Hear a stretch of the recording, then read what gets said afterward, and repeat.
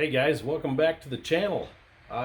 Tonight's video we are getting ready for summertime, getting ready to pull the car out, getting ready for the hot rods. I see the motorcycles are out, campers are going by. It's getting nice out. Time to get the cars out. Yes, mine's still in storage. It's at a buddy's house, sitting about 40 minutes from here, roughly. Probably not going to plan on getting it out for a couple more weeks yet at this point. So, but I'm going to do some modifications to the modifications. So what I'm going to do is change the intake, probably pull the engine. And mind you, all this was put together last year. So everything on it is pretty new. But it's a 1969 block. It's a kind of a 302 block, but it's a 289 crank in it. Kind of like a poor man's stroker. So the engine was sitting for quite a while, the rolling assembly, before I finished putting it together. So the rear main was starting to leak on it. It's a two-piece rear main.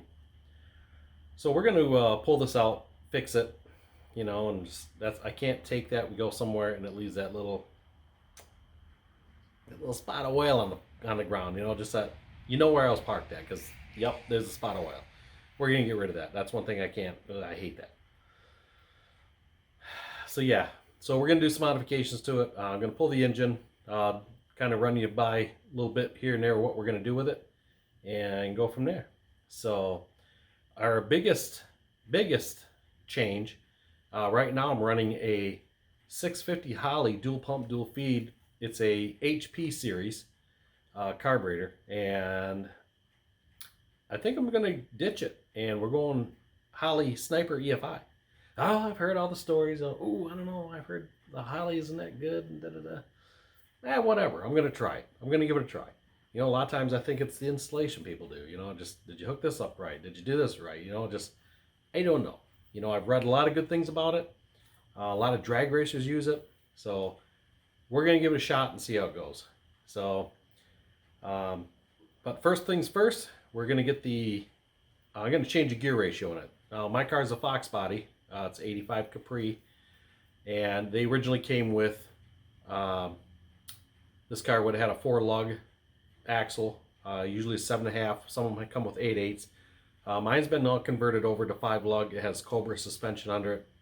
It's got the big brakes in the front. It's got the Cobra axle in the back, and it has a 355 Positrack. So I am changing it to a 390.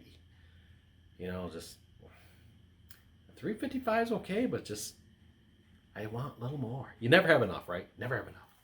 So this is our Holley Sniper unit. So I'm kind of excited to get this bad boy put on. Got the full distributor, the whole 9 yards for it, all the control modules. So once I get it in the car, everything's all set. We should be pretty good to go with that. So let me show you what else we got for this thing. Hold on.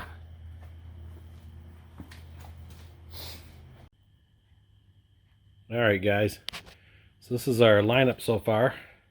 So we are changing the pulley on the front. This is a Pro Street series, and yes, it is used. Actually, it's somewhat new. This engine originally had a nitrous on it before I purchased it, and this was the pulley on it before, and the guy ran V-belts on it. So being it is a 69 block, I got to run the 28 ounce pulley, so I need to put this one back on. I'm running serpentine on mine, so this one here has the 4-hole setup, so I can run a 4-bolt pulley on it. And like I say, we're going to change the ring and pinion. We're going to a 390 gear, so we got a new set there, and along with a master bearing kit. And we're also putting some new plug wires on it. I actually went with the red wires.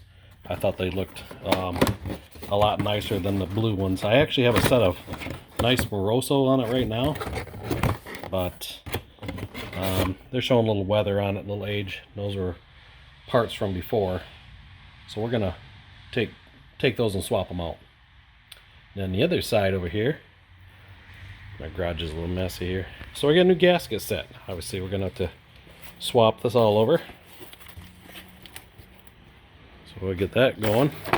Like I say, I need my 2-piece rear main. And I'm going to throw some new valve covers on it. I had these on it originally, but they're okay. They're so pitted and stuff. They're obviously are older. I have some other blue ones on there off of like a circle track car, and they leak really bad because there's no baffles in them. So we ended up buying these bad boys.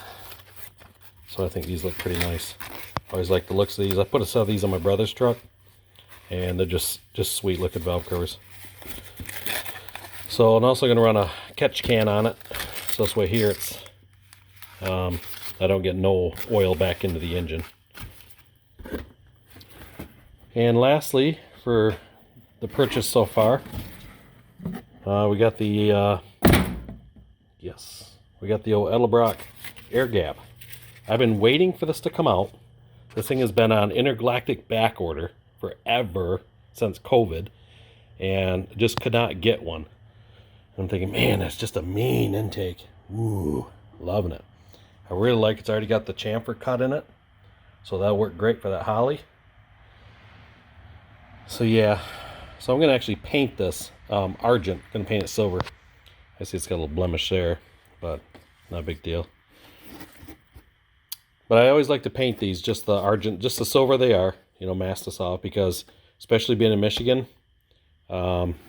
I mean, everything just corrodes out here bad. So that's why, like, these valve covers, they look the way they do, just because, you know, first year you park the thing and you go to open the hood the next spring and you're like, oh my gosh, what happened? Everything's just white powder.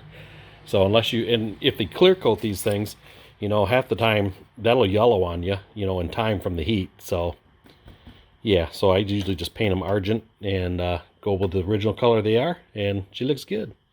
So other than that, I got a set of underdrive pulleys coming for it. And like I say, as this build goes on, we'll do some videoing on it and kind of show you guys where we're at with it. But we're going to start with the gear, and I'll show you guys kind of a how-to on how I do this. I put 1 million of these rear axles together, and I got pretty much all the shims and everything here I need in case I got to shim it out. So I have a massive master shim kit to go with everything. So once everything gets rolling here, we will show you some more progress on it, and hopefully in a couple weeks we'll get the car out, and like I say, first things first, we're gonna get this rear axle put in it. All right guys, just a quick short video, and like I say, we get that going and we'll go from there. So once again, I appreciate you guys watching, and stay tuned, because things are going to start happening on this bad boy. We'll get this thing done and get it going, and let the fun begin. All right, you guys. Hey, have a good one, and God bless. We'll see ya.